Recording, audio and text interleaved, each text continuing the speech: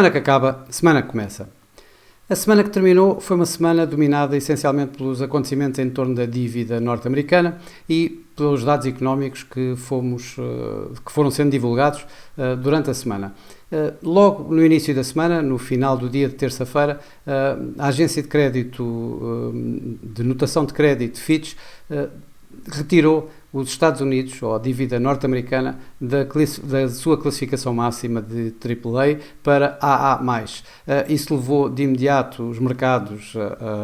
a negociarem em aversão ao risco, com as obrigações em queda e, obviamente, as yields a fazerem novos máximos esses que só acabaram por recuar, com a aversão ao risco a recuar um pouco no último dia da semana, com os non-farm payrolls, ou seja, o dado económico que mais deveria ter sido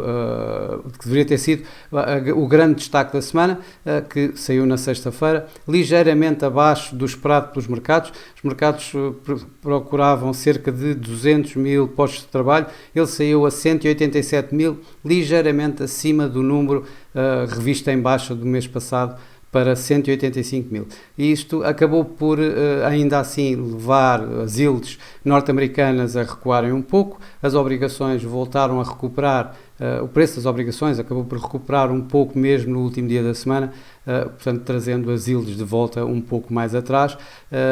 e abrandando, digamos, a aversão ao risco que se acabou por fazer sentir praticamente durante toda a semana. Tivemos ainda alguns bancos centrais, tivemos o RBA e o Banco de Inglaterra. Na Austrália, o RBA manteve a sua taxa de juros inalterada, desiludindo de alguma forma alguma pequena parte que esperava uma subida de 25 pontos base na sua taxa de juros, enquanto no Banco de Inglaterra também houve uma pequena parte, diria que mais pequena do que a parte do RBA, que ficou desiludida com o Banco de Inglaterra a subir a sua taxa de juros de 5 para 5,25, portanto em 25 pontos base, face a 50 pontos que uma pequena parte ainda julgava possível que o Banco de Inglaterra fizesse. Tivemos ainda a continuação da apresentação de resultados do segundo trimestre deste ano, com destaque obviamente para a Apple e para a Amazon. A Apple desiludiu um pouco com as vendas abaixo do esperado e com projeções de vendas para o resto do ano abaixo das estimativas do mercado, o que colocou aqui alguma pressão também nos mercados. A Amazon, por outro lado, manteve bons resultados e um bom guidance para o futuro, o que deu aqui, assim, digamos, algum suporte aos próprios mercados, que apesar de o último dia terem feito alguma recuperação, mesmo assim foi uma semana que depois do mês de julho ter sido um mês fantástico em ganhos, esta primeira semana de agosto acabou por recuar um pouco. O DAX foi o que mais perdeu na Europa, perdeu cerca de 3%, o Nasdaq também cerca de 3% nos Estados Unidos, e o Hang Seng à volta dos 2%. Na Ásia foram os índices que mais perderam. Por cá, por Portugal, o PSI também recuou cerca de 2%, um pouco acima, penalizado pelos CTT que perderam um pouco mais de 7%, mas ajudado pela Galp que foi o que mais subiu e subiu um pouco mais do que 4%. No mercado cambial também houve bastante volatilidade, que aliás já se estava à espera que houvesse bastante volatilidade com os non-farm payrolls, nomeadamente, mas com a situação da Fitch, isso ainda trouxe mais volatilidade aos mercados. O dólar acabou por ainda terminar a semana em ganhos, mesmo assim.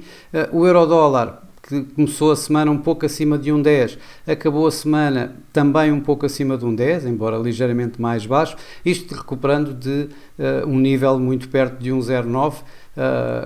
quando em toda a aversão ao risco acabou por o dólar ser uma das moedas preferidas do mercado, que preteriu outras como o peso mexicano, que numa situação de aversão ao risco é penalizado, todas as moedas de emergentes acabam penalizadas, e foi o que aconteceu exatamente com o peso mexicano, que veio dos máximos, neste caso o dólar México, o par dólar-México dos mínimos à volta dos 16,70, que são mínimos em torno de 7 anos, para chegar rapidamente a um máximo do par nos 17,40, acima dos 17,40 e terminar a semana à volta dos 17, portanto o par em ganhos, ou seja, o peso mexicano em perdas, numa semana em que a volatilidade e a aversão ao risco voltou aos mercados. Essa volatilidade também se sentiu um pouco aqui nos mercados das commodities, principalmente no petróleo, que acabou mesmo assim por ganhar cerca de 1,5%, isto muito à custa de mais notícias, de cortes. A Arábia Saudita pôs mais um mês de corte, ou seja, se estavam com um corte de produção de agosto e ela continuou com ele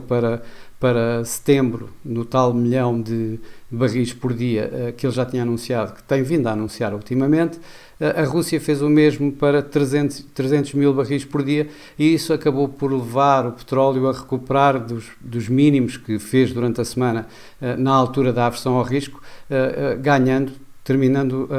a semana a ganhar mais de 1% mesmo assim. O ouro, por outro lado, acabou por perder aqui assim, uma vez mais, com as yields a subir, com as taxas de juros a subir, acabou por sair pressionado e esta semana perdeu cerca de 1%. A semana que vai entrar agora é uma semana já que começa a cheirar bastante a férias, com as principais, os destaques a estarem nos dados económicos e, neste caso, vejo só a inflação, praticamente, nos Estados Unidos,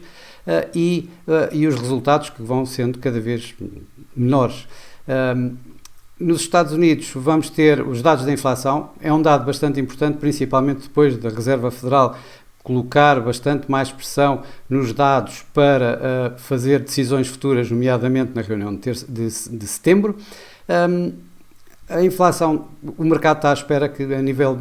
mensal os preços subam cerca de 0,2%, para que continue na senda de atingir a tal meta do Banco Central norte-americano dos 2%. No entanto, o comparativo anual deverá subir dos 3% para os 3,3% devido aos fatores de base de que há um ano atrás as quedas que o preço da energia teve, o que vai fazer com que desta vez a inflação na comparação anual possa subir ligeiramente. O mercado vai continuar certamente também muito atento ao que se vai acontecer nas treasuries norte-americanas, nas obrigações norte-americanas, até porque vão haver grandes emissões de dívida nos Estados Unidos e isso poderá colocar mais pressão sobre os preços das obrigações de longo prazo e, portanto, levar as yields uma vez mais a subir, podendo manter, digamos, a tendência que ultimamente tem tido, uma vez mais, das yields norte-americanas em alta, colocando alguma pressão nos mercados, colocando alguma pressão nas moedas emergentes também. Por fim, temos ainda algumas apresentações de resultados, onde eu diria que destacaria a UPS, a Bayer e a Walt Disney para esta semana, que podem de alguma forma condicionar ou dar aqui assim, ter algum impacto nos mercados desta semana. Bom, para já é tudo. Boas férias para quem está de férias, uma boa semana, bons negócios e para a semana cá estaremos uma vez mais para uma semana que acaba, a semana que começa. Até lá!